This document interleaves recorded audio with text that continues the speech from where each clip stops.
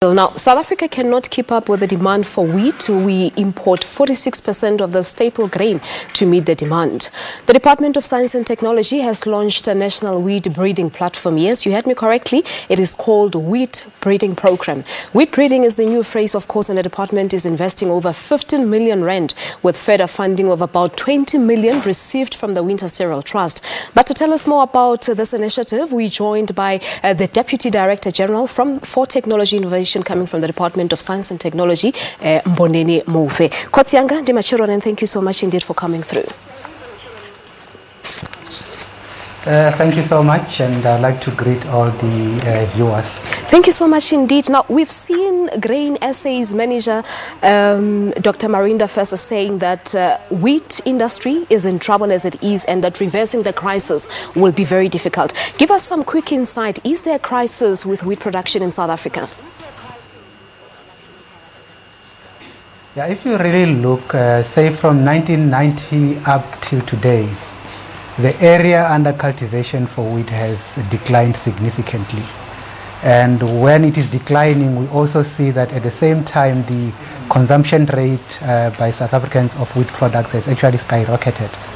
Now, what then happens is that you got this undesirable situation where you produce way less than what you require. And as a result of that, because you can't stop people from eating, you are going to need to get that deficit fulfilled from somewhere, and that somewhere is actually imports. Now, if we are going to import, that has got a very problematic situation that it has on food security. So we were trying to deal with that particular challenge. But what happens now? Is technology going to rescue the situation? Because we know that Minister Naledi Pandor recently toured the facility at the University of Stellenbosch, which is called the Welgevallen Experimental Farm. Is this the way out? And talk to us about that particular farm and its function in terms of wheat production. Yes, so science and technology is definitely going to provide us with some solutions, because what we're looking at is that we're trying to bring on board some of the traits that are going to ensure that we have high production. So when you have, even if you've got a smaller area under cultivation, that actually your yields can actually be much higher. So we also are looking not only just at the yield, but also at the quality of the production, so that when we talk about food security, there are two very critical issues that you look at. One is the availability of food, but two is the ensuring that the food that is available is actually nutritious. So these are the things that we are looking at in our breeding platform. So what we're doing is, through science, technology, and innovation, we're looking at those particular traits that are going to enable us to have high quality product that will actually satisfy those two things.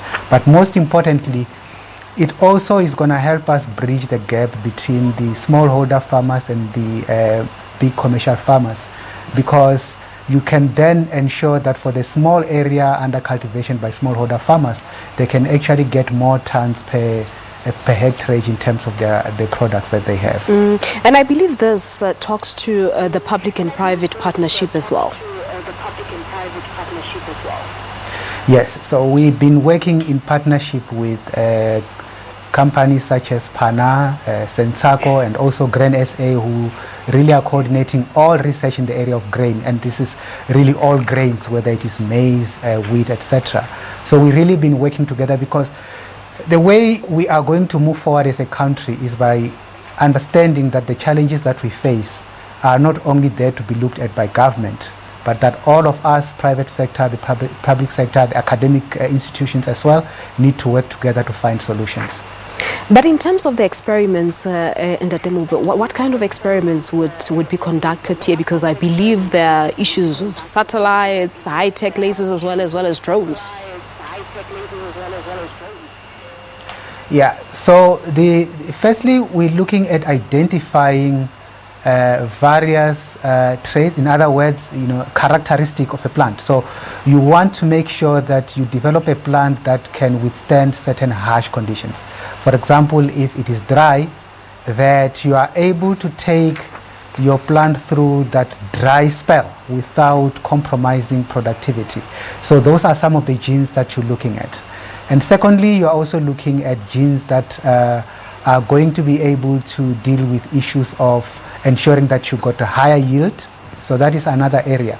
So when you use drones, it's basically to monitor what is happening in the farm, so that if there are other things that you need to be aware of, sometimes just you walking through many hectares of field trying to find out the problems is quite not easy.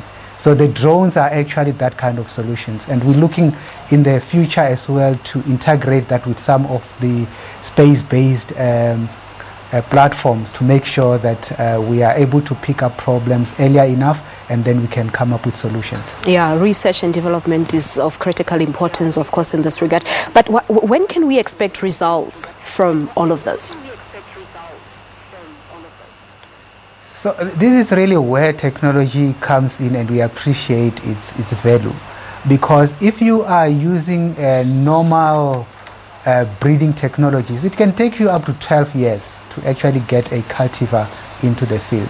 But now with these new molecular technologies, you are able to immediately pick up some traits using what we call the molecular markers. So you are able to pick up the traits or the genes that you want to include in the new cultivar, and then to move them very swiftly. So you basically can move up to halving the amount of time to take the crop from research into the field. So that's basically what we're trying to do using technology. And of course, in doing this work, we've got collaborations that are also of international in nature. So we really are looking at this program as one that will assist us in trying to cut that time of taking the work from the laboratory to the field.